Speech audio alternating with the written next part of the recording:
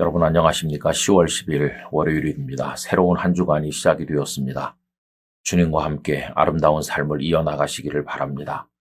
오늘은 너와 네 집이 구원을 얻으리라, 이런 제목으로 사도행전 16장 31절 말씀을 나누겠습니다.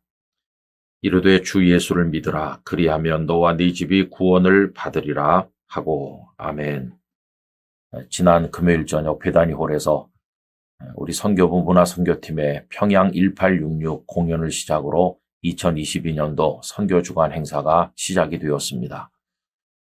이 주간에는 선교 부흥회가 수요일, 목요일, 금요일 저녁에 열리고 선교 특강이 목요일에 있습니다. 그리고 선교 바자회가 수요일과 금요일에 있습니다. 성도 여러분, 열심히 기도해 주십시오. 그리고 많이 오셔서 참여하시고 은혜도 받으시고 다짐도 새롭게 해주시기를 부탁을 드립니다. 이번 한 주간 우리가 나눌 주제는 선교입니다. 개인 전도로부터 포함해서 해외 선교에 이르기까지 광범위한 주제를 이 주간의 말씀을 통해서 함께 나누게 되겠습니다. 영락교회가 선교하는 교회로, 그리고 우리 개인이 복음을 위해서 헌신하는 성도로 세움받기를 간절히 원합니다.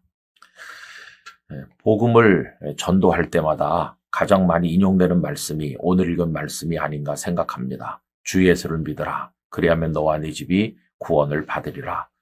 예전에 많은 교회들이 예배당 앞에 이 성구를 기록해 놓기도 했었습니다. 오늘 말씀의 배경은 빌립보입니다.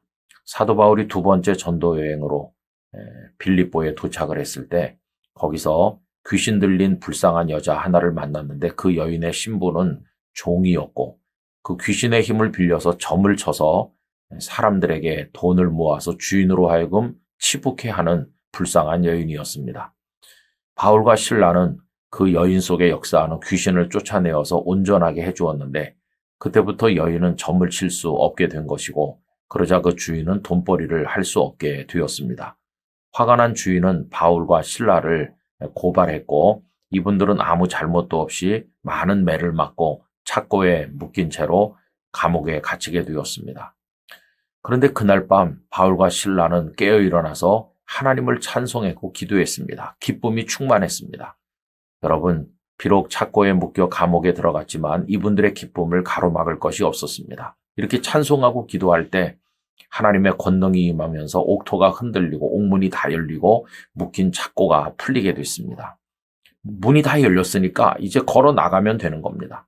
그런데 바울과 실라는 그렇게 하지 않았습니다. 그 이유가 무엇일까요? 다른 게 아니라 그 간수를 사랑했기 때문이라고 생각됩니다. 당시에는 지키던 죄수를 잃으면 지키던 사람이 자기 목숨으로 대신해야 되는 때였습니다. 만약에 바울과 실라가 나가버리면 옥을 지키던 간수는 자기 생명을 내놓아야 될 처지였습니다. 바울은 그 간수를 사랑했습니다. 그냥 남아 있었습니다. 이 간수가 자결하려고 할 때 그들이 말했죠. 우리 아직 여기 있다. 이 간수는 깜짝 놀라게 되었고 그 바울과 실라의 위험 앞에 그들의 이해할 수 없는 감옥 바깥으로 나가지 않은 그들의 평온함에 대해서 감격한 나머지 그 앞에 무릎을 꿇게 되었습니다. 그리고 어떻게 하면 구원을 받을 수 있느냐, 이렇게 질문하게 되죠. 오늘 본문 바로 앞에 16장 30절에 보면 그들을 데리고 나가 이르되 선생들이여 내가 어떻게 하여야 구원을 받으리까 하거늘. 이때 그에게 들려준 대답이 바로 오늘 본문입니다. 이르되 주 예수를 믿으라, 그리하면 너와 네 집이 구원을 받으리라 하고. 여러분, 그때까지 간수의 삶은 어떠했을까요? 이 간수는 지금은 비록 별 볼 일 없는 연약한 간수에 불과하지만은 자신의 신분이 조금씩 높아지기를 그는 꿈꿨을 것입니다. 당시 빌립보는 은퇴한 로마의 관리들이 많이 모여 사는 로마식 도시였습니다.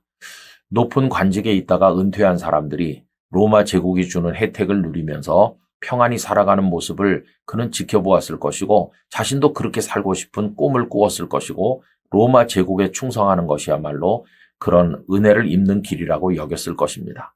그런데 바울과 실라를 통해서 그는 지금까지 몰랐던 새로운 세계를 알게 됐습니다. 단지 물질적인 안정과 풍요로운 삶의 그런 꿈이 아니라 옥문이 열렸는데도 나가지 않을 수 있는 평안, 그리고 그들 속에서 풍겨지는 알 수 없는 어떤 위험 앞에서 전혀 새로운 세계가 있다는 것을 알게 된 것입니다. 로마 제국에서의 풍요는 진정한 구원이 아니고 이 낯선 선생님들이 보여주는 뭔가 알 수 없는 그것이야말로 진정한 구원이요 자유라는 것을 그는 깨닫게 되었습니다. 그래서 그 구원을 사모하게 된 것이죠. 어떻게 하여야 구원을 얻을 수 있느냐고 질문한 건 바로 그것입니다. 그가 새로운 세계에 눈을 떴다 이렇게 말할 수가 있는 것이죠. 그때 그 구원의 길이 무엇입니까? 주 예수를 믿는 것이었습니다. 여러분, 그때나 지금이나 우리가 구원을 얻는 길은 딱 하나입니다. 예수 그리스도를 믿는 것뿐입니다. 예수님을 믿는 것은 많은 다양한 구원의 방식 중에 하나가 아니라 오직 유일한 방식입니다. 예수님께만 생명과 구원이 있습니다. 예수님만이 길이요 진리요 생명이신 것을 우린 알아야 됩니다. 여러분, 전도가 무엇일까요? 전도는 어떤 목사를 선전한다든지 교회를 선전한다든지 그냥 와보세요 이렇게 말하는 게 아니라 전도의 핵심, 복음 전파의 핵심에는 예수님이 있어야 되는 거죠. 예수님이 계셔야 되고 그 예수님을 믿을 때 구원을 얻을 수가 있기 때문인 것입니다. 아무리 화려하게 유창하게 많은 이야기를 한다고 해도 그 속에 예수님이 들어있지 않다면 그건 복음 전파가 아닌 것입니다. 성도 여러분, 예수님뿐이십니다. 우리가 철저히 예수님을 구주로 믿고 그리고 그 예수님을 세상에 널리 전하는 전도의 사람이 되기를 간절히 기원합니다. 아버지 하나님, 저희를 생명의 구원으로 인도하는 것은 오직 예수님 한 분뿐이시며 그 예수님을 믿을 때 저희들은 구원을 얻는 줄 확신합니다. 저희들로 하여금 주 예수님 안에 있는 생명의 구원을 바라보고 유일한 구주이신 예수님을 향해 달려가도록 예수님만을 끝까지 믿고 의지하도록 힘을 주시옵소서. 그렇게 복음을 전도하는 충성된 전도자들이 되게 하여 주시옵소서. 예수님의 이름으로 기도드리옵나이다. 아멘.